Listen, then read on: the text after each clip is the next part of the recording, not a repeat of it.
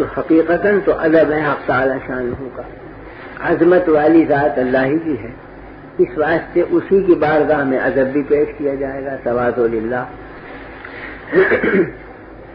پھر جس کو اللہ سے نسبت ہوتی جائے گی اس کا ادب قائم ہوتا جائے گا۔ مثلا قرآن کریم کا ادب قائم کیا گیا کہ بے وضو ہاتھ مت لگاؤ، لا یمسہ الا المطہرون، جب تک کہ پاک نہ ہو جاؤ اسے ہاتھ مت لگاؤ، اور اگر ناپاکی اتنی بڑھ گئی کہ حالت جنابت میں ہو گئے تو پھر تلاوت بھی جائز نہیں، وہ زبان بھی پاک نہ رہی کہ تلاوت بھی کر سکو۔ تو یہ قرآن کریم کا ادب سکھلایا گیا۔ کیوں سکھلایا گیا؟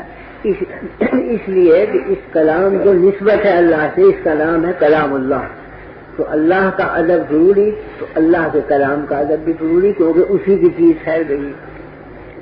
حالانکہ قرآن کریم جو ہمارے ہاتھوں میں ہے یہ کلام اللہ نہیں ہے، یہ تو کاغذوں کا مجموعہ ہے جس میں حروف لکھے ہوئے ہیں، وہ علامات ہیں اس کلام کے پڑھنے کی۔ کلام تو وہ ہے جس کا تکلم کیا جائے، یہ اس کلام کی نشاندہی کرنے والے حروف ہیں اور نقوش ہیں، تو یہ حقیقتاً کلام نہیں بلکہ کلام کی علامات ہیں جس سے ہم کلام کو پہچانتے ہیں، لیکن ان کا ادب سکھلایا گیا۔ پھر وہ حروف اور نقوش جن کاغذات میں درج ہیں ان کاغذات کا ادب سکھلایا گیا کہ بے وضو ہاتھ مت لگاؤ۔ وہ کاغذات جس جلد میں سی دیے جائیں وہ جلد واجب التعظیم بن جاتی ہے کہ اسے بھی ہاتھ مت لگاؤ بلا وضو۔ تو حقیقی کلام اللہ کا ادب سکھلایا گیا اللہ کے ادب کی وجہ سے، لیکن جو چیزیں منسوب ہوتی چلی گئیں ان کی طرف ان کا ادب واجب ہوتا چلا گیا۔ تو کلام کی وجہ سے نقوش کلام کا ادب واجب ہوا، نقوش کلام کی وجہ سے کاغذوں کا ادب واجب ہوا، کاغذوں کی وجہ سے اس جلد کا ادب واجب ہوا۔ درجہ بدرجہ سب کے لیے ادب اور تعظیم ضروری طے کی گئی۔ اگر ادنا درجے کی بھی گستاخی قرآن کے ساتھ کی جائے اعمال کے ضبط ہو جانے کا اندیشہ ہے، اس لیے کہ بے ادبی کے ساتھ دین باقی نہیں رہتا، تدین قائم نہیں رہتا انسان کا۔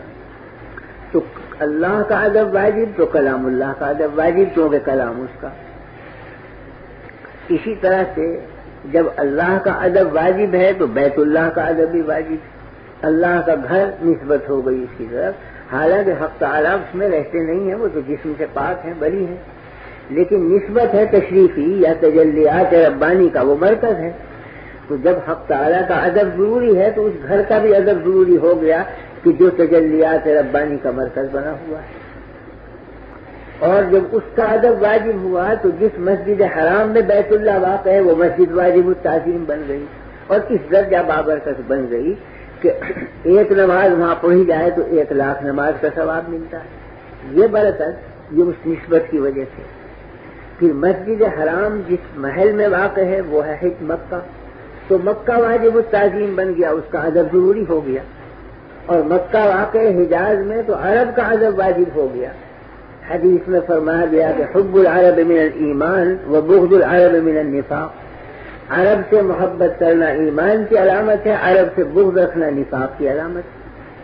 تو وہاں سے چلا ہے ادب، ذات بابرکات حق سے ان کی طرف منسوب ہوا بیت اللہ تو اس کا ادب واجب، بیت اللہ کی طرف منسوب ہوئی مسجد حرام تو اس کا ادب واجب، مسجد حرام کی طرف منسوب ہوا مکہ شہر تو اس کا ادب واجب، مکے کی طرف منسوب ہوا حجاز اور عرب کا خطہ تو اس کا ادب واجب، درجہ بدرجہ آداب واجب ہوتے چلے گئے۔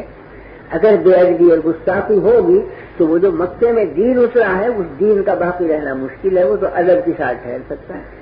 تو تعدب اور ادب اور توقیر اور تعظیم یہ لازم قرار دی گئی۔